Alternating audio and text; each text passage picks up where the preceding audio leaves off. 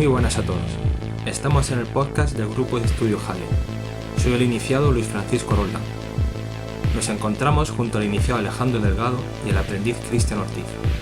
Hoy vamos a hablar sobre el encordado, una de las acciones y obras básicas en la disciplina marcial del esgrima láser.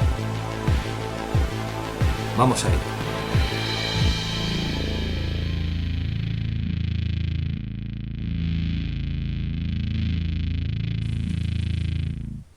Muy buenas a todos. Buenas, Cristian. Muy buenas, Alejandro. Pues cedo primero a Alejandro Delgado, que va a hablar el significado de un encordado según nuestro Tratado General de la Esgrima Láser.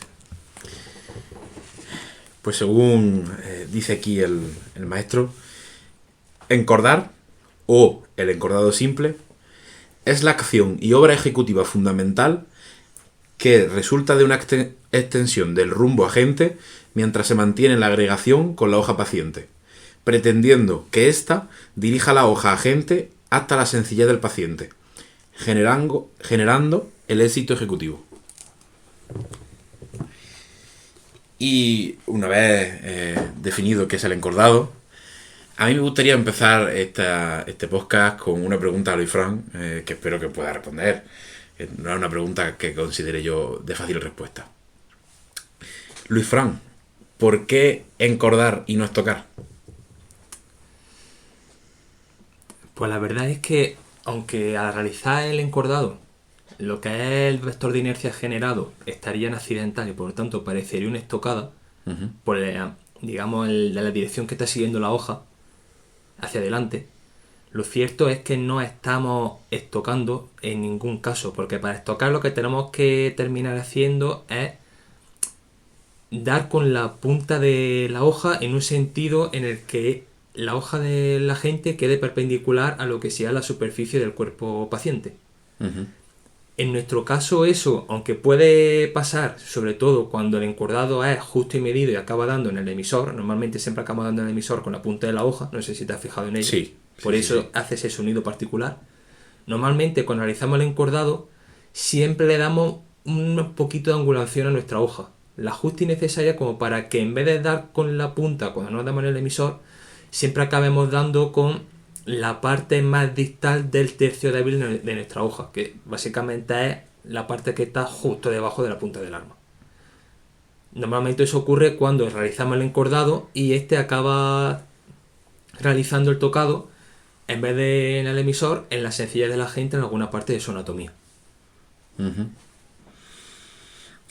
Claro, pero entendiendo que en otras muchas esgrimas este encordado no existe o simplemente se entiende como graduar la hoja o transitar por la hoja de otro. En nuestra disciplina obviamente nace por el hecho de no tener una protección o una guarda que proteja la mano. Pero aún así nos sigue basándonos en que siempre la línea recta es la más corta hasta el punto que quieres conseguir. ¿No sigue siendo la estocada por esa línea recta más eficiente que un encordado? En teoría sí, pero es que es donde entramos en el terreno de la paradoja de la estocada recta. Tú también la conoces, ¿verdad, Alejandro? ¿Tú la conoces, Cristian? Sí, ¿no?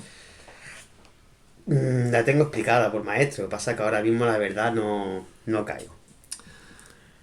La podríamos resumir en que, aunque es cierto que la línea recta es, para unir dos puntos, es lo más eficiente porque es lo que menos distancia va a tener, por lo tanto va a ser la forma más rápida. También es cierto que en nuestro caso es lo que menos nos conviene porque vamos a ser conscientes precisamente de que esa línea recta va a ser por donde va a intentar venir, por lo tanto va a ser hasta, por donde vamos a estar más prevenidos para reaccionar a la obra del paciente. ¿Qué ocurre? Que nosotros, al estar tan prevenidos de que pueda venir por esa línea recta, lo que vamos a pensar es, no va a venir por aquí. Entonces, muchas veces dejamos de pensar en que esa posibilidad existe. Y entonces cuando el paciente a lo mejor dice, vale, voy a aprovechar para ir por la línea recta porque no, en ningún caso estará pensando en que voy a ir por ahí. Entonces conectan la paradoja. De acuerdo, sí. Yo creo que también tiene que ver con el hecho de que una vez entiendes que el arma del otro es el mejor objetivo. No solo porque está más cerca en el medio, normalmente, sino encima inhabilita la posibilidad de que pueda producirte una herida, lo cual es muy importante, conseguir eliminar su potencial ejecutivo. Creo que también, al entender que ese es el objetivo ejecutivo más eficiente y entender la mucha movilidad que tiene ese objetivo ejecutivo, sabiendo que estocando puedes fallar la estocada bastantes veces por esa capacidad de movimiento que tiene la mano, que tiene la sencillez, el encordar siempre te va a permitir saber a ciencia cierta, incluso a oscura, que tras la hoja, al fondo, está la sencillez, está el emisor, seguro. Por lo tanto, te asegura que si transitas por ahí, llegas. Exactamente, tienes una guía que te va a ayudar a que ese encordado que estás haciendo siempre vaya a acabar, a lo mejor no acaba llegando, puedes fallar, lógicamente, pero aunque el paciente mueva su sencilla, si tú estás realizando bien el encordado, tienes muchas posibilidades de que al final acabes logrando la supresión. Lo ideal sería deshabilitar el arma sin llegar a dañar la anatomía del paciente. Correcto, ahí es donde yo coincido con Luis Fran. Yo pienso que ya el encordado no solamente es por el hecho de la línea recta, sino también por intentar salvaguardar a tu opositor, es decir, hacerle el menos daño posible. Claro, también es más sencillo realizar el encordado porque al final la parte anatómica más cercana de tu opositor a ti va a ser la sencillez. Uh-huh. Es decir, la mano con la que está realizando el asimento y el conjunto del eje de su sencillez con la tuya, etcétera. Entonces siempre va a ser más sencillo utilizar la hoja del paciente como una guía que te lleve directamente a su sencillez que intentar buscar, como hemos dicho, una estocada en causa libre que no va a estar seguro de que vaya a entrar y ante la que seguramente el paciente va a estar preparado y te va a realizar una oclusión. O que pierdas completamente el medio de tu arma. Es decir, no puedes intentarlo en causa libre, pero no sabes exactamente dónde puedes dar a tu opositor. Claro, intentar cazar al vuelo claro, difícil, no tienes un objetivo ejecutivo marcado, va a lo que surja, se podría decir. Y yo creo que no solo es eficiente por el daño al otro, es que es eficiente, como decía, porque no solo, como decía, limita el daño que el otro recibe, sino que limita el daño hacia ti. Es que estás asegurándote de que su arma deja de funcionar. Claro. Entonces, ahí es la mejor forma de limitar el daño hacia ti. Claro, y te está limitando el daño hacia ti porque si tú aseguras que el arma del otro deja de funcionar, ¿qué estás evitando? El fenómeno de Damocles. Claro. Si el arma del otro no funciona, no hay Damocles posible, de ninguna manera. No hay Damocles y ni siquiera y ya automáticamente ha parado también el asalto. No. O si sigue, ese señor la está liando, ¿no? Hombre, siempre, si da en la sencillez, no destruye o deshabilita el arma, cosa difícil porque en teoría sublimarías la carne, llegaría al arma, algún daño produciría y dejaría de funcionar, pero en el supuesto caso de que no consiga deshabilitar el arma, siempre puede utilizar la otra mano. Ahora, ¿estará el tirador paciente en una situación como para saber llevar el dolor que siente para poder seguir tirando de una forma racional? Yo creo que no. Yo creo que no. Yo creo que... Y encima... No tener la misma habilidad con tu mano hábil que con tu mano y sin no todavía entender en profundidad los efectos físicos que produce el contacto del arma. Claro, no es solo el sublimar la mano y el perder esa extremidad y el dolor que conlleva, sino la reacción química y física que se produce, que en teoría hay con una especie de pequeña explosión, con una liberación de gases y además las temperaturas que se está produciendo esto, que son enormes. Sí, esto está claro, que es una temperatura enorme. No, la posibilidad de seguir el asalto después se convierte en casi nula, a no ser que el otro decida suicidarse, que no sería lógico, obviamente. No tendría ninguna resolución, sí, no tendría ninguna lógica. Y creo que por eso mismo, al entender el encordado como la obra más eficiente para llegar a tu objetivo, al objetivo más eficiente, que ya hemos dicho que es la sencillez, por eso parece ser que toda la esgrima láser toda la obra ejecutiva de la esgrima láser empiezan a partir del encordado, la gran mayoría. Pero empiezan a partir del encordado porque para que la gente, que es aquel que está realizando la obra de forma activa, esté protegido respecto a lo que va a hacer el paciente, lo primero que tiene que hacer es controlar la hoja del paciente. Es decir, buscar la agregación y que haya un fundamento, que haya un contacto entre las hojas. Evidentemente, cuando estés en esa situación, te resulta mucho más sencillo y eficiente, como hemos dicho, utilizar esa hoja como guía, que volver a la causa libre, es decir, dejar esa agregación e intentar una obra que, como también hemos dicho, no saben que va a acabar. Claro, con un encordado ya estás privando.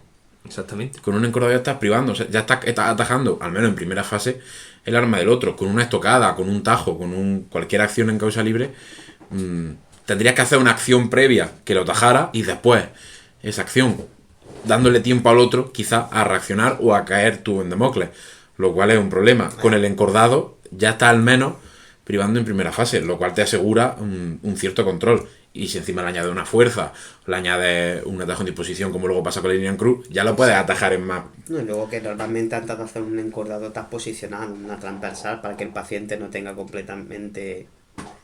No hace falta posicionarse en una transversal, pero lo que sí que viene muy bien hacer es realizar lo que se llama la planta de Pitágoras. No, el compás de Pitágoras. Compás de Pitágoras y planta de acometida. Claro. Perdón, me he equivocado, es cierto. Que se basa en realizar, si no me equivoco, nos disponemos en una planta transversal de medio recto, pie hábil y adelantado, en mi caso el derecho. Decimos que es tan transversal porque cada uno de los pies se halla en una línea transversal, que en este caso sea la transversal diestra, aproximadamente la pura, unos 45 grados. Por lo tanto, ¿qué es lo que haríamos desde esta planta? Teniendo en cuenta que lo que se buscaría es un desplazamiento por la transversal siniestra, sería medio compás de alcance. Es decir, el pie diestro busca quedar a la altura del pie, el pie hábil, adelantado diestro, busca quedar a la altura del pie atrasado, que sea el no hábil siniestro, y luego el siniestro seguiría. Pero en este compás de Pitágoras lo que hacemos es que realizamos solo el primer medio compás. ¿Por qué? Porque esto nos permite tener, así de forma muy resumida y básica, un mayor alcance, porque nuestro centro de masa proyectado puede llegar más lejos antes de que perdamos el equilibrio. Por lo tanto, ganamos unos centímetros que son cruciales para que este encordado se pueda realizar de una distancia en la que ya no solo va a ser seguro porque está privando el arma del paciente, sino que está en una distancia en la que si falla el encordado tienes la capacidad de reaccionar y poder salir del medio para que el paciente no pueda obrar sobre ti. Yo creo que la maravilla de ese compás de Pitágoras es que a la vez es un tránsito transversal. Por lo tanto, ya consigue lo que decían, ¿no? Un poquito de transversalidad que te saque exactamente del diámetro común inicial, y a la vez te deja en una planta en línea, por lo tanto te permite esa distancia extra. Yo creo que ahí está la maravilla del compás de Pitágoras.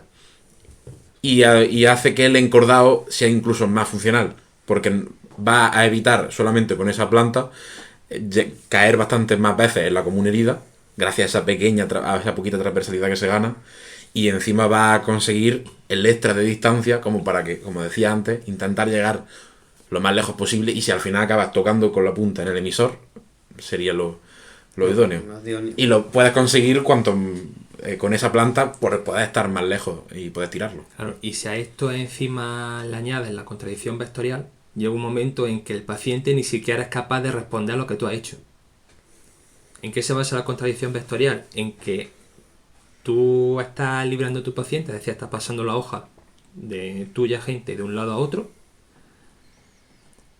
y estás con ello convidando a tu paciente a que haga lo mismo, porque a lo mejor tú estás situado por dentro y tu paciente que está por dentro, entonces te libra para situarse a él. En ese momento en que está librando es cuando tienes que aprovechar para realizar el encordado. ¿Por qué? Porque el paciente no puede librar y ocluir a la vez. Uh-huh. En ese momento que se encuentra contradicción vectorial, si tú realizas el encordado, el paciente no va a tener oportunidad de ocluir y por lo tanto la está realizando con más seguridad incluso de la que hayamos hablado. Incluso también estábamos hablando del encordado siempre, pero también podrías dejar tu mano en primera a la vez que te muevas para generar más seguridad. Sí, pero ahí estaríamos entrando ya en una preparación de línea en cruz, más que un encordado. Sí que podría usarse para convidar al paciente y quizás realizar una verónica. Sí, no, pero realmente tú puedes ceñir y tras ello hacer un encordado. No tienes que... Sí, también. Se puede aprovechar por un encru y tiene más sentido, quizá. Pero se puede encordar, claro. Se puede encordar, y si lo haces con suficiente velocidad y con suficiente ruido previo y demás, te va a asegurar un encordado mucho más seguro, como bien decía Cristian. A mí me gustaría, por seguir ampliando debate, preguntarle a Cristian algo, y antes de hablar nosotros, ¿no? Para Sí. que primero tengamos esa opinión un poquito más inexperta. Si tu opositor resulta ser una persona que no quiere agregar, que constantemente huye la agregación, que constantemente no permite el contacto entre su arma y la suya, él está decidiendo o simplemente rehuirte la agregación, o está decidiendo ir a causa libre totalmente. ¿Debes de seguir buscando ese encordado? ¿Ese encordado sigue teniendo sentido? Para mí Porque sí. obviamente se complica al no estar en una relación constante. ese encordado. Se complica, pero para mí buscando una agregación antes será sencillo, como bien ha dicho Luis Fran, porque ya sabes dónde está el final de su línea. Es decir, yo intentaría ir buscando una agregación, aunque él no la busque.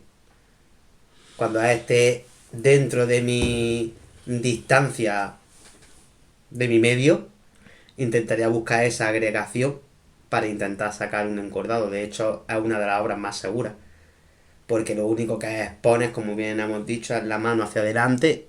Ya acostumbrado como estamos después de un encordado a retirarnos rápidamente, yo pienso que sería una de las obras más seguras.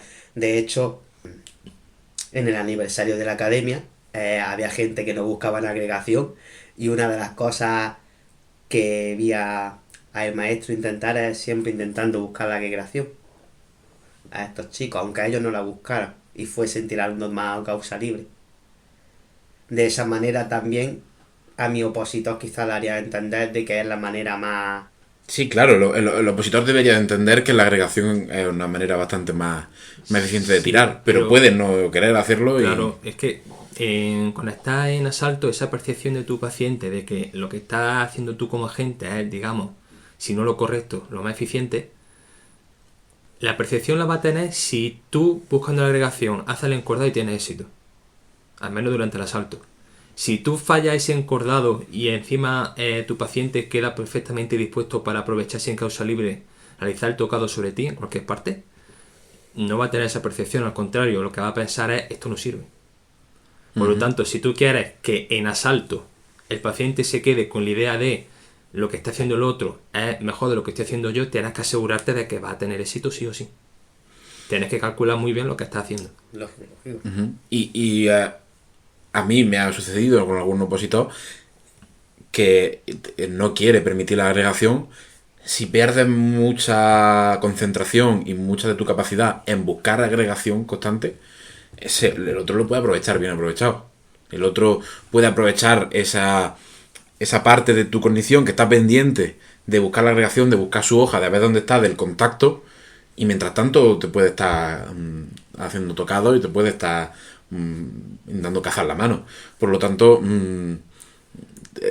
hay que tener cierto cuidado con eso que decías de buscarle la agregación. Encima hay opositores a los que es casi imposible buscársela. Claro, es que lo que en cierto modo te está haciendo este opositor es meter ruido, pero sin causa sujeta, algo a lo que no estamos acostumbrados. Porque nosotros conocemos ruidos, libramos, formamos, secamos, etcétera, pero siempre buscamos volver a la agregación.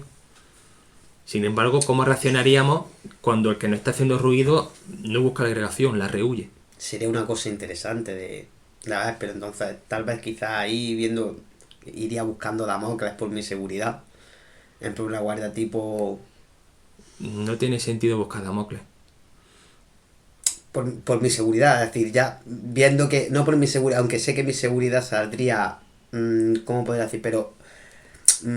sé que sería vulnerable ante mí, pero sé que mi opositor...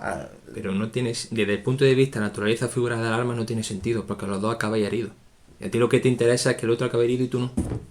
Y si es posible que no lo hieres y simplemente lo dejes sin arma, mejor. Y claro, quizás nunca haberme encontrado entre esa situación, no sé... No sé, complicado, y además eso se sumaría no solo con un opositor que no te busca la relación, si uno encima es un opositor que no es que esté decidiendo conscientemente no buscarte la relación, no es como si yo mañana tiro con Cristian y decido no buscar la relación por probar algo o por molestar. Si encima es un tirador inexperto o un tirador profano o un tirador, no sé, muchas veces encima no conoce el fenómeno de Damocles, ni siquiera lo tiene en cuenta, no le tiene miedo a las consecuencias de su obra. Si el arma del otro sale volando, no le preocupa. No le preocupa el tocado después del suyo. Exacto, lo que me le preocupa es conseguir primero el tocado. Si le llega otro después, le da igual, yo te toco primero. Pero no tiene sentido. No tiene sentido. Por lo tanto, se te complica mucho más Sí, es que... esta obra. Y ahora que ya hemos debatido un poco con Cristian eso, te vuelvo a dirigir la misma pregunta que le he hecho, ¿no? Con ese tipo de opositor, no obviamos lo de que conoce o no conoce el fenómeno de Damocles. Simplemente una persona, un opositor que no te deja agregar y que simplemente está huyéndote de la agregación. ¿Seguirías buscando un encordado? Sí, pero con matices. El matiz no es que vayas tú a yo termine en causa libre. No. El matiz es que seguramente si el otro no está buscando la agregación, yo en principio tampoco la voy a buscar y lo que voy a intentar es que sea el otro que la acabe buscando, sin querer. ¿Cómo? Cuando estamos tirando entre nosotros que estamos acostumbrados a realizar agregación, mentalmente ya tenemos la idea de, vale, yo me pongo aquí, el otro me va a seguir. Por lo tanto, si estamos agregando justo en la línea de diámetro común, y a lo mejor a mí me da por disponer la hoja en remiso paralelo a recto, con la rectitud, digamos, extendida, puede ser que alguien por simple inercia siga la hoja y vaya a agregar allí. No tiene sentido, pero se puede hacer. Aquí a lo mejor podría pasar lo mismo, pero a la inversa. Este hombre no está buscando agregar, vale, yo voy a empezar intentando agregar y lo que voy a hacer es intentar imitar lo que está haciendo él. Me voy a poner a no agregar tampoco.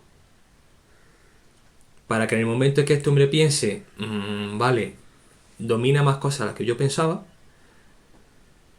ver si intenta agregarme para probar lo que yo estaba haciendo, para saber por qué no funcionaba, que puede ocurrir, y en ese momento aprovechar para realizar el encordado. Uh-huh. ¿Es muy retorcido? Sí, pero es una manera de hacer que sea el otro el que busque el encordado. Claro, eso te va a funcionar muy pocas veces. Porque en cuanto se dé cuenta de que tú estabas buscando que el otro encordara para hacer que el otro agregara, para hacer tu encordado, ya no va a volver a hacerlo. Te va a funcionar una vez. Uh-huh. Por lo tanto, es una sola bala que si encima la falla, se acabó. Luego, tienes la posibilidad de, como ha dicho Cristian, ir buscando la agregación aunque sea complicado, que creo que al final es lo más, en teoría, lo más coherente. Porque si tú como más segura estás controlando la hoja del opositor, aunque éste siempre esté huyendo del control de su hoja por parte de la tuya, tú siempre lo tendrás que estar buscando. Uh-huh. Y en algún momento surgirá la oportunidad para que la puedan encordar. Es complicado, pero se puede hacer. De hecho, seguramente sea más sencillo que en esta situación, mientras estás buscando la agregación, mediante alguna oclusión que metas en ese momento, te lleva el punto. Uh-huh. Es bastante probable. Más que con un encordado. Es bastante probable. Yo la verdad que estoy de acuerdo con lo que has dicho de que lo que yo haría es intentar provocar el entendimiento en el opositor de que me agregue. E incluso alguna vez lo he hecho en alguna sesión de estudio. En alguna sesión de estudio de este mismo grupo, algún aprendiz Nobel o incluso alguna persona que ha venido de oyente y ha participado en algún sparring ligero, se han dado cuenta rápidamente que al dejar de agregar, gran parte de los golpes que empezaban a llevarse venían de tajos y venían de golpes o de alguna empomada, de golpes que por su propia naturaleza son mucho más contundentes. Duelen más. Así que enseguida, casi sin querer, me ha pasado con más de un tirador, se dan cuenta de que dejarme la posibilidad de encordar les va a dejar de doler la mano.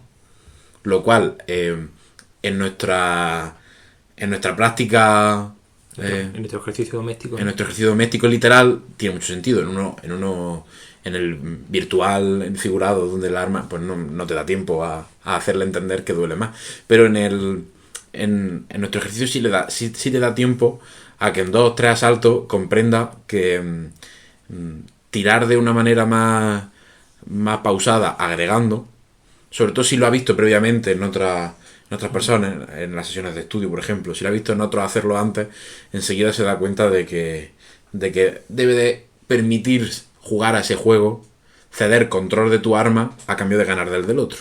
Y por lo tanto, es poner tu mano a esos encordados, los cuales duelen mucho menos y son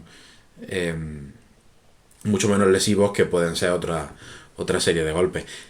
Además, es que creo que incluso en la naturaleza figurada pasaría así. Tú prefieres que corten tu arma o que te dañen los dedos de una mano a que te puedan dañar con un arma láser figurada en el pecho, en la cabeza, en una pierna.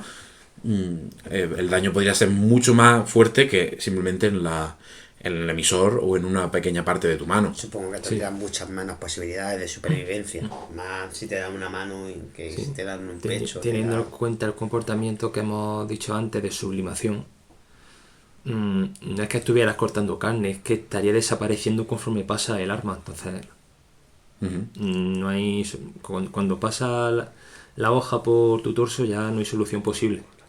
Claro, un contacto con el torso o con la zona capital es prácticamente muerte segura. Y en una de las extremidades podría ser fácilmente una pérdida de esa extremidad. Entonces, prefieres perder unos dedos o prefieres perder la mano a perder el brazo entero, a perder una pierna o a perder la vida. Algún día lo explicaremos, pero imagínate si te hace una lordana lo que pierdes. También es cierto que sobraba más por causa sujeta que por causa... No, por causa libre, perdón, que por causa sujeta. Exactamente lo contrario a lo que ahora estamos buscando. Pero ya que estamos diciendo que nuestro opositor estuviese en causa libre... Siempre puede haber cierta eficiencia en la causa libre. Pero como hemos dicho, va a depender de factores que no puedes controlar. Y si no tienes controlada la hoja del paciente, que es uno de los factores principales... la posibilidad de éxito se reduce bastante, no desaparece, pero sí que se reduce lo suficiente como para que no sea eficiente. Sí, claro, sí está claro que casi cualquier acción y obra puede ser eficaz. En el contexto y el medio adecuado va a ser eficaz, sea en causa libre, sea en causa sujeta, o sea la primera idea que se te ocurra. Puede ser eficaz en un contexto concreto y en un medio concreto. La cosa es que sea eficiente, es que sea eficaz en la mayor probabilidad y la mayor cantidad de medios distintos posible. Exactamente. Ahí es donde tiene más sentido estudiar esa obra. Creo que hemos llegado a una buena conclusión, sinceramente. Sí, pero hemos hablado del encordado únicamente como... Es que aquí entraríamos en otro apartado que serían los casos. Porque hemos hablado del encordado en caso efectivo. Es decir, Cierto. hacer un encordado buscando el tocado. Pero se podría utilizar para otras cosas. Sí, como para hacer que el opositor se aleje de cuando te sientas atrapado.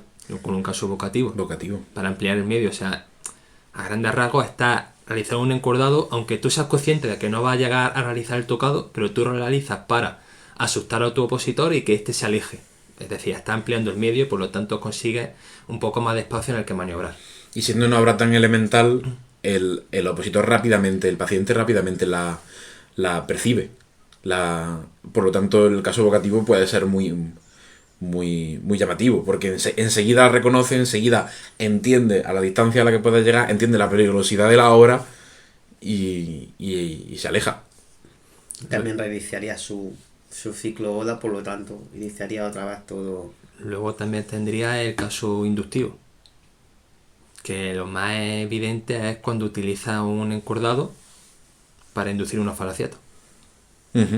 Por ejemplo. Realiza un encordado esperando que tu paciente se disponga con una oclusión primera, tercera, segunda o cuarta, la que sea, Y tú tras esa oclusión que ha hecho tu paciente, aprovechas para librar y mediante un medio compás, dependiendo de hacia dónde te dispongas, pues hacia la diestra, hacia la siniestra, por la transversal, y normalmente de avance, por la transversal por la que te estás moviendo, realiza lo que a mí me suele salir es un libramiento que sigue a un encordado que acaba dando en la mano, pero lo que también se suele hacer, que es incluso más eficiente, directamente una estocada a la mano en esa situación.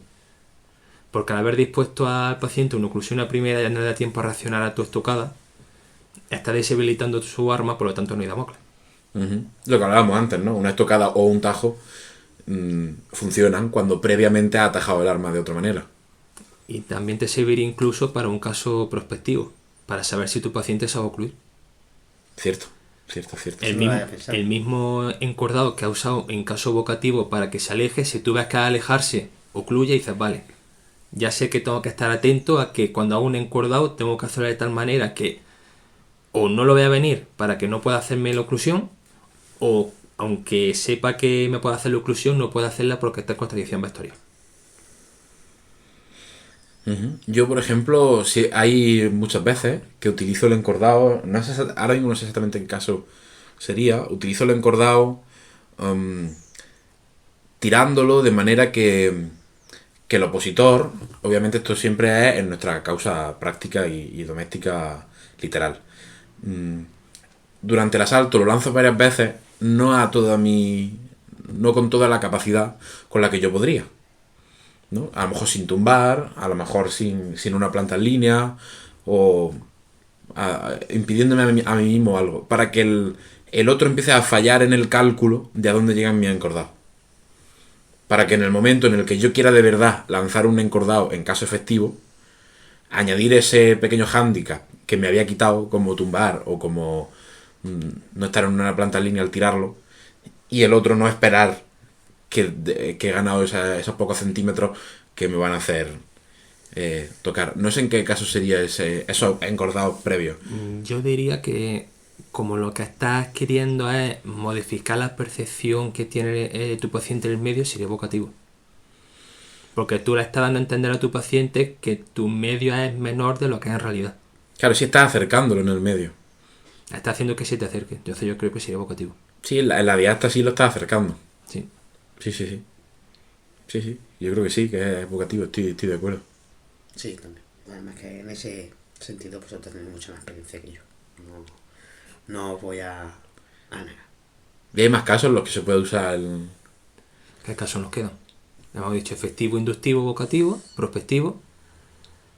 En vacuo no tiene sentido hablar. Teoría no. A no ser que estés practicando el encordado tú solo. No tiene más. Y el que queda es el caso interruptivo, que se utiliza, como bien indica su nombre, para interrumpir aquella grabación que está llevando a cabo el paciente. Entonces, ¿cómo podríamos meter un encordado para interrumpir una obra que está llevando a cabo el paciente? Como he dicho yo antes, para hacer que se reinicie su círculo ODA. ¿En qué momento? Pues cuando a él se está acercando a ti, está metiendo un compás, por ejemplo, lo reiniciaría. Tendría que terminar ese compás, pero... Sí, está interrumpiendo una obra, un compás. Pienso así, no lo sé. Sí, eso se puede, yo lo he hecho alguna vez, ¿no? El verlo venir en recto y marcar la distancia con ese encordado, ¿no? Diciéndole, para ese compás, no lo completes ese compás porque te está entrando en mi medio y puedo darte. O adelantándote si tú ya estás en una planta en línea y ves que él se va a poner lanzarlo. Adelantarte a su... Sí, es decir, prever que ya está, como has dicho, en esa planta en línea, te va a realizar el encordado, realizarlo tú para que tenga que volver una planta, en vez de acometido, una planta de maniobra, y por lo tanto tenga que volver a iniciar todo el ciclo ODA de observación, orientación, decisión y acción. Claro, es que yo creo que es muy útil para eso. Al ser una obra tan rápida y tan sencilla, cuando veas al otro preparar algo y quieres darte un poco de tiempo y y cortarle su preparación, lanzar un encordado que el otro tenga que ocluir o tenga que... Hacer otra cosa distinta a la que estaba pensando. Le has quitado la preparación y ya te da tiempo a ti a reorganizar el medio. Le has quitado la iniciativa, por así decirlo, la has cogido tú. Sí, también. Sí. Puede ver así. Yo es verdad que uso como... Sí, pero se la has quitado, pero tendrías que mantenerla en el tiempo. Es decir, en ese momento justo, más que quitarla, digamos que la has dejado en terreno neutral, porque tú tampoco la tenías, tú simplemente la has hecho porque sabías que algo venía y querías pararlo, pero luego tienes que seguir. Sí. Luego claro. tienes que tener pensado qué vas a hacer después de ese encordado para continuar tú con la Si no iniciativa. ha sido un encordado efectivo, sí. Pero si te sale efectivo el encordado en ese momento, pero sí. En el caso de que no sea un encordado efectivo, debería de continuar movimientos vida, Luis Fran. Con movimientos vida. Obra de emoción constante, fue exactamente. ¿Qué iba a decir, Alejandro? Que yo es cierto que suelo usar más como caso interruptivo más la línea en cruz que el encordado. Más un encordado que pretende además disponer, ¿no? Cuando veo un encordado hacia mí, cuando veo un avance del arma del otro hacia mí, suele ser común el encordar añadiendo un poquito de disposición, algo más parecido a una línea en cruz, para no solo procurar ese efecto evocativo de aléjate del medio, ese caso interruptivo de parar lo que está haciendo, sino esa disposición, sacar de vía su arma para que incluso aunque él quisiera seguir adelante y no funcionara como caso interruptivo ni como caso evocativo, no estuviera en la vía de mi mano. Sí, es cierto que claro, que yo veo quizás no tiene nada que ver, pero veo la línea en cruz, la veo desde quizás mi perspectiva más de aprendiz, ¿vale? La veo más difícil a la hora de realizarla, como que tardo más que un encordado. El encordado lo tengo más asumido y como que es más sencillo. Sí, da esa impresión. Y también es cierto que cuando tú haces un encordado, el vector de inercia que genera es puramente accidental. Cuando realizas una línea en cruz, tienes que realizar también cierta fuerza remisa, es decir, hacia uno de los lados, para sacar de vía, atajar la hoja del paciente a la vez que está encordando sobre ella. Entonces sí te da esa impresión de que se tarda más porque de cierta manera, digamos que el encordado está desviado. Pero también es más seguro. Como bien a la Sí, hora porque de... estás sacando de vía la hoja del paciente, Claro. y le estás dejando sin posibilidad de responderte En sin caso tener de que que no sea recurrir a la efectivo. contradicción vectorial. Ya es algo mucho más sencillo, que es una simple disposición atómica que impide la recuperación del arma en el medio. Sí. Y hablando de la preparación de ese encordado, ¿no? Que ya antes hemos hablado del compás de Pitágoras, es cierto que hay otra cosa que no es tanto parte de la preparación, sino de la acción del encordado, y es el tumbado del cuerpo. Sí. Y es el tumbado del cuerpo. Yo quisiera, igual que hemos empezado con una pregunta difícil de responder, igual volver a hacerlo hacia Luis Fran, una pregunta muy parecida, que es ¿por qué tumbar y no guiñar? Porque conectamos, o al menos es la sensación que yo tengo, cuando estamos tumbando el cuerpo, primero es anatómicamente un movimiento mucho más sencillo que guiñar. Porque te estás doblando sobre ti mismo. Cuando guiñas tienes que girarte. Entonces yo creo que al girarte tienes que, no digamos que imprimir más esfuerzo, pero sí que a lo mejor un poquito más de... a ver cómo digo esto. Las señales nerviosas a lo mejor tardan un poquito más en llegar que tumbando. Pero no suele ser más instintivo en la gente, lo habéis visto en los aprendices nuevos. Yo. Guiñar. El guiñarse. Yo soy muy de Cuando guiñarle. cuando tú quieres llegar de forma instintiva a algo más lejos, Sí, te perfila. Y es cierto que perfilándose y guiñándose sí que creo que hay un poquito más de alcance que tumbándose. Creo.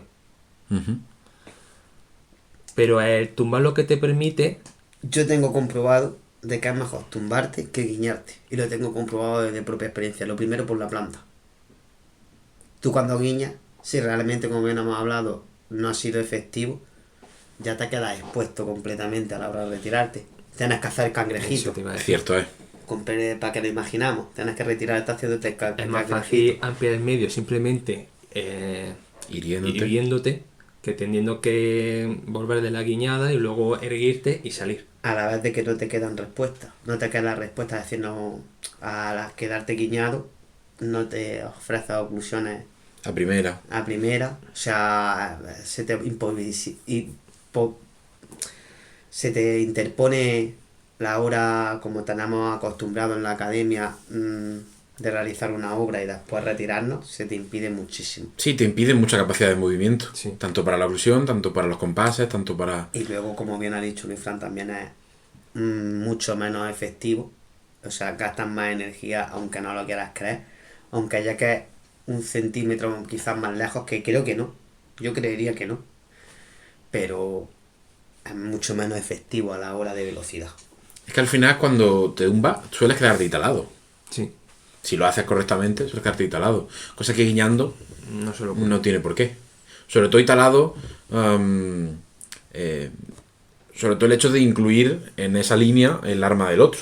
Uh-huh. Tumbado, normalmente debe de quedar, o idealmente debe de quedar también en esa línea la sencillez del paciente. Pero en una guiñada no tiene por qué. Guiñando y perfilándote no tiene por qué quedar. De hecho, es que antes, cuando hablabas de que el encordado es puramente accidental, ¿es puramente accidental o no tiene un pequeño participio de natural? Un pequeño. Depende. Porque si tú comienzas a realizar el encordado justo cuando estás tumbando, sí que va a haber participio natural. Sin embargo, lo que solemos hacer es iniciar el encordado y una vez que ya se está haciendo, tumbamos. Pero estamos tumbando mientras seguimos manteniendo la extensión del rumbo, sin variarla. En teoría, lo que está variando, porque estamos instalando, es nuestra posición del torso, a la vez que estamos manteniendo altura la de la rectitud. Uh-huh. Claro. Entonces el movimiento, el participio natural lo estaría metiendo el tumbado, lo estaría metiendo el cuerpo. Yo creo que sí. Y mantener también una línea extra con el hombro al tumbar. Y por eso consigues instalarte correctamente. Correcto. Uh-huh. Cosa que perfilándote, al no tener ese movimiento natural descendente, no lo consigue. Por lo tanto, es más difícil quedarte instalado correctamente. Es más, si tú haces un encordado guiñándote, en vez de hacer, a lo mejor, como hemos dicho, un participio natural, lo que estás realizando es un participio que iría en remiso, dependiendo de hacia dónde te estás guiñando. Es decir, si esto está agregado por fuera, con esa guiñada, si estás tirando con la mano hábil, podrías estar alejando tu arma del arma del opositor, podrías estar pendiendo la agregación del encordado y podrías fallar. Claro que en el tumbado, al lanzar la masa de gran parte del torso en accidental, añade incluso más velocidad y más fuerza accidental. Correcto, eso es lo que te iba a decir yo. Luego ya la velocidad. Sí, y también es posible que el centro de masas proyectado tenga un mayor alcance sin que se pierda equilibrio. Sea más fácil mantener el equilibrio con el tumbado del torso que con el guiñado. Cierto. De ello. Además, creo, sin estar seguro de ello, porque no tengo unos conocimientos de anatomía muy profundos, creo haber escuchado el hecho de que el paquete de músculos que funcionan en el tumbado, los abdominales y demás, son el paquete de músculos más grandes del cuerpo. No como músculo total, sino como conjunto de músculos. Por lo tanto, sí, eso es cierto, o al menos, si no el más grande de los más grandes, más que los músculos que participan en guiñar el cuerpo, harían del movimiento mucho más rápido, mucho más eficiente y mucho más... Sí, al guiñar el cuerpo, en realidad lo que estaría participando, si nos referimos a los abdominales, serían más los oblicuos, quizás. Uh-huh. Lo que se encuentran aquí, digamos, como en la zona intermedia entre lo que son los abdominales y ya lo que sean los dorsales. Uh-huh. Y sí que puede ser que cuando estamos tumbando, como solo estamos activando lo que sería el paquete abdominal de nuestro torso, Uh-huh. también lo oblicuo, pero yo creo que un poco en menor grado, al tener que activar menos músculos, se tarda menos en realizar el movimiento también. Claro. Pienso que es además, un movimiento más natural. El tumbarte que el guiñarte, entonces también es más... Literalmente se llama natural porque tú estás dejándote llevar por la fuerza natural de la gravedad. Te estás tumbando, estás cayendo hacia adelante. Claro, eso es otra, no había caído. No solo es la fuerza de tus músculos, sino te está ayudando la gravedad de la Tierra. Exactamente. La propia gravedad de la Tierra te ayuda a acelerar tu movimiento. Y además, cuando acabas en hacer el encordado, aunque no lo aciertes con esta posición en la que estás tumbado con tu planta de acometida, después de haber hecho compas de Pitágoras, etcétera, acabas en una guardia de Fabris. Y estás dispuesto para realizar una oclusión o cualquiera de los sentidos si es necesario, sin tener que volver a resituarte y reposicionar la anatomía. Quedar en una posición muy ventajosa, quedar en una posición en la que tú ya tienes mucha posibilidad de acción y en la que, gracias a tener esa rectitud extendida y demás, tú estás muy alejado de... Tú ya estás tan dentro que si tu paciente no sale y se queda donde está, vamos a explicarlo así, y lo que intenta es moverle el arma, se va a dar con tu hoja, sí o sí. Sí, o sea, te intentas acercar, acabas también no sé con tu hoja. Exactamente. Yo con el encordado también veo una cosa, y es que, igual que existe la paradoja de las tocadas rectas, me da la sensación de que existe algo parecido con el encordado, con la sensación de que cuando los aprendices llegan, lo utilizan mucho porque es de lo primero que aprenden, después dejan de usarlo porque empiezan a tener obras más complejas y les da la sensación de que ese encordado funciona menos, luego vuelve y incluso me da la sensación de que incluso va por ciclo. Como bajo mi propia experiencia, al principio lo usaba mucho, luego dejé de usarlo, luego volví a usarlo y casi todos los puntos me salían de encordado y ahora otra vez me da la sensación de que de un encordado simple, al encordado simple me refiero, al final de encordado llega todo, casi todo, sí. Pero en un encordado simple ya no hago tantos puntos. Y quizás me da la sensación de que otra vez en el futuro quizá vuelva a pasar, porque ya he ciclado un par de vueltas. No sé si has tenido la misma experiencia. Pues yo te diría que tengo la experiencia más o menos contraria, porque al principio sí que tenía muchos puntos que venían de causa libre, de la Roldana muchas veces, pero una vez que aprendí a mantener la agregación, a actuar en causa sujeta, la gran mayoría de mis puntos empezaron a venir y siguen viniendo de encordado. Eso no ha cambiado. De encordado simple. Sí. A veces consigo meter línea en cruz, a veces consigo formar la cruz, a veces consigo realizar una falaciata, pero a lo mejor esa, por poner porcentaje aproximado, eso es un 30% del total de mis puntos en un asalto. El 70% restante son encordados. ¿Por qué? Porque al menos la sensación que yo tengo es que cuando realizo el encordado tengo el control suficiente como para poder calcular con precisión cuándo voy a hacer un encordado que justamente va a dar en el emisor, que es lo que yo estoy buscando. Muchas veces ese cálculo me falla y acabo dando en la sencilla, en alguna parte de la anatomía de la mano de mi paciente. Incluso puede haber un mordente justo al final del encordado y en vez de darle en la mano lo acabo dando en el pecho, puede pasar. Pero mi objetivo es seguir, aparte de aplicar las nuevas obras que voy aprendiendo, mantener el encordado para poder conseguir ese objetivo propio que yo tengo de intentar siempre deshabilitar al paciente con el menor daño posible por la perspectiva que yo tengo de cómo afrontar el asalto. Sí, de hecho creo que Maestro una vez lo llevó a decir que el encordado es una de las obras más eficaces y uno de los recursos a los que más usamos, y más efectivos de los que usamos. Aunque nuestro conocimiento vaya creciendo y vayamos aprendiendo cosas nuevas, siempre acabamos tirando del encordado. O sea, una de las mayores, como que le he dicho, quizás en un asalto un 40-50% de efectividad son los encordados. Si te fijas en los asaltos suele ser así, sí. A mí quizás la sensación me viene de que cuando estoy en un asalto y creo que es buen momento para un encordado, siempre tengo la sensación de que puedo añadirle algo que haga ese encordado mejor, ¿no? Que puedo añadirle una oclusión y convertirlo en un redondo, que puedo añadirle una disposición y convertirlo en en cruz, que puedo añadirle tal, y es como que mi cerebro toma la decisión de si puedo añadirle algo que haga ese encordado mejor para controlar, por ejemplo, en la hoja del otro, pues le hago una línea en cruz mejor. Si lo que prefiero es que no me sea más difícil la común herida y acceder a mi sencillez, es un redondo. Sí, y así ese tipo de obras. Y desecho, erróneamente creo, el encordado simple demasiadas veces.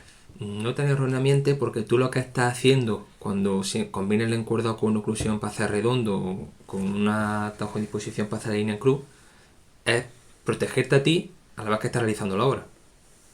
Que es lo ideal. O sea, asegurarte de que estás debilitando al paciente a la vez de que te aseguras que tú no vas a recibir herida alguna. Cuando yo hago solo un encordado, sí, por mi forma de afrontar el asalto, yo sé que esa es la forma en que menos daño le voy a poder hacer porque voy a dar justo donde quiero. Pero estoy expuesto a que me haga una oclusión, por ejemplo. Si hiciera una línea en cruz no estaría expuesto a eso. Entonces lo que tú ves como un fallo yo creo que es un acierto, y lo que yo creo que es un acierto desde perspectiva de afrontar el asalto es en realidad un fallo. Porque yo tendría que ser más egoísta y buscar el protegerme a mí y luego el otro que se apañe con lo que le llegue. Pero no es la visión que yo termino de ver. ¿Qué opinas, Cristian?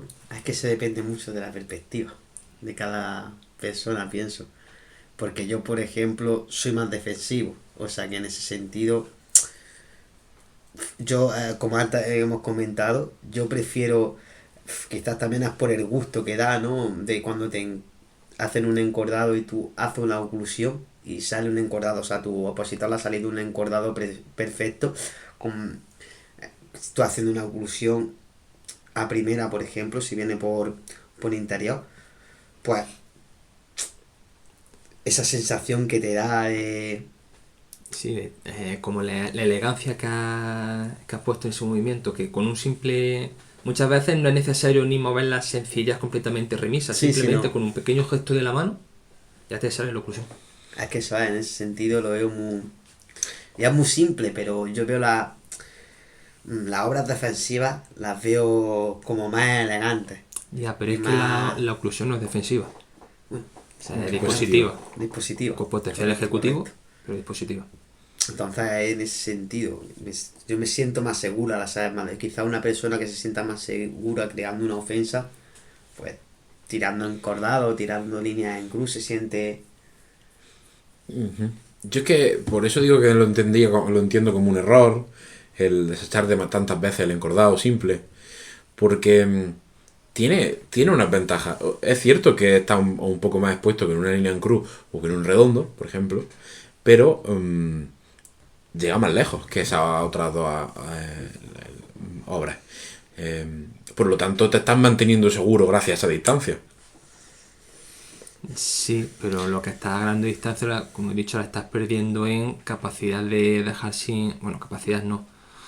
Dejar sin capacidad de reacción a tu paciente. A un intercambio en el que habría que medir hasta qué punto vale la pena no tener control de la hoja paciente a cambio de estar a una distancia mayor. Lo bueno es que ese control lo puedes conseguir previamente, lo puedes conseguir organizando el medio previamente antes de lanzar ese encordado. De hecho, siempre que lanzas un encordado no lo lanzas aleatoriamente, lo lanzas cuando ves que es el momento adecuado, en un medio adecuado, en el que tienes un cierto control de que su arma no va a acabar tocándote a ti. Por lo tanto, en ese medio, Sí, con una seguridad. aprovechar esa distancia extra de la hora del encordado puede tener más sentido que una línea en cruz o con redondo o que otra obra. Por eso no es que, obviamente no es un error ni un acierto usar más unas que otras, Sí. sino es error el desecharlo por norma. O sea, Y no aprovechar también las ventajas de ese claro, encordado. el acierto sería saber cuándo usar cada una de ellas. Ujú. Lo que es, básicamente, no es que eso te haga un maestro, porque no lo eres, hay muchas más cosas que debes Pero la saber, experiencia. pero si sabes perfectamente qué obra debe hacer en cada situación en el asalto, tienes un nivel muy alto. Claro. Muy alto. Que eso es que también la experiencia es un grado. Que ahora, bro... La experiencia es un grado. Pues creo que hemos llegado a muy buenas conclusiones, señor Alejandro y señor Luis Fran. Sí, obviamente el encordado como obra tan elemental casi raíz de nuestra disciplina, Sí. se pueden hacer Sí, varios podcasts. se puede seguir hablando y se seguirá hablando cuando tratemos otras obras porque volverá a salir seguramente. Lógico, pero E incluso con otros compañeros puede ser También. interesante. de esta manera creo yo que ya lleva una muy buena idea de lo que es un encordado. Así Sí. que por lo tanto, muchas gracias Luis Fran, Muchas gracias, Cristian. muchas gracias Alejandro. Muchas gracias.